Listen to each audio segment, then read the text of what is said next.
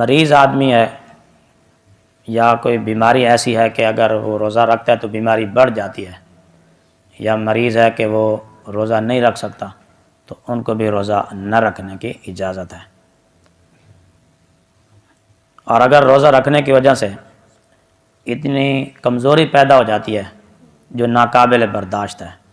تو ایسے آدمی کو بھی روزہ نہ رکھنے کی اجازت ہے، اور جب یہ صحیح ہو جائیں، تندرست ہو جائیں، تو جتنے روزے رہ جائیں ان کی قضا فرض ہے۔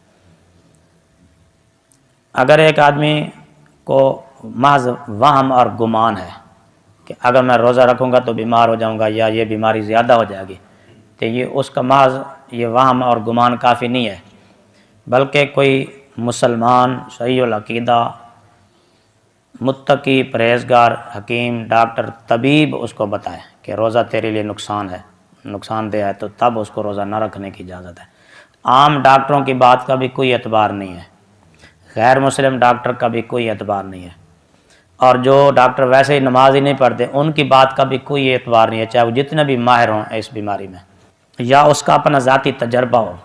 کہ روزہ رکھنے کی وجہ سے اس کی طبیعت خراب ہو جاتی ہے، تب اس کو روزہ نہ رکھنے کی اجازت ہے۔ صرف وہم اور گمان کافی نہیں ہے۔